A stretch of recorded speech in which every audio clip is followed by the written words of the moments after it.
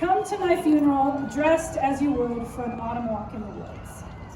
Arrive on your schedule. I give you permission to be late, even without good cause. If my day arrives and you had other plans, please proceed with them. Instead, celebrate me there. Keep dancing, tend your garden. Don't stop, think of me forever, assigned to a period, a people. Remember me in stories. Not the first time we met, nor the last. A time between. Our moment here is small. I am too a worldly thing among worldly things. 1 part per 7 million. Make me smaller. Repurpose my body, mix me with seed and soil, compost for a sapling. Make my remains useful, wondrous. Let me bloom, recede, grow and decay. Let me be lovely yet temporal. Like memories, like mahogany. My mom loved life. It wasn't so much she didn't want to die, she just never wanted to leave the party. She loved every part of being here. She genuinely did.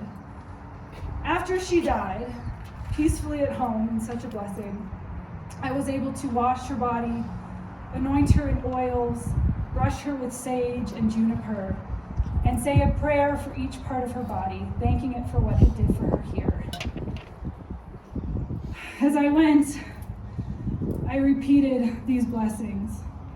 I thanked her eyes for giving her the gift of her artistic sight, seeing the cerulean and the chartreuse and the ways that we now know to see them through her teaching.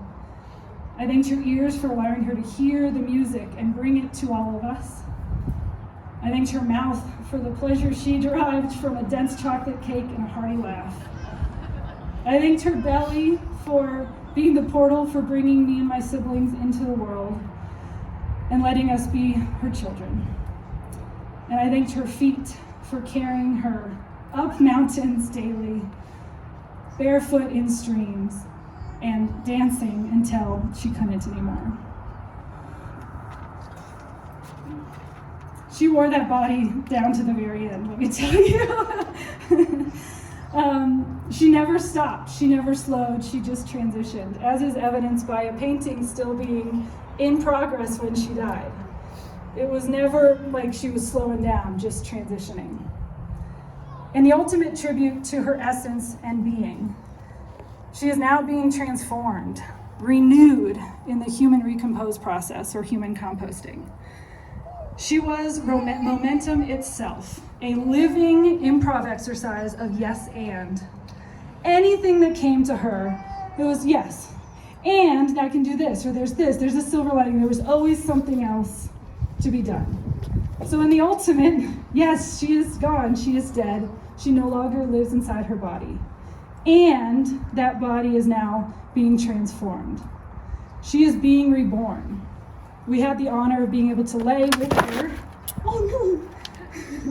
to be made into one through the process, organic materials that were significant to her. The tail of her horse, Virginia, through the paintings over there who died before she did.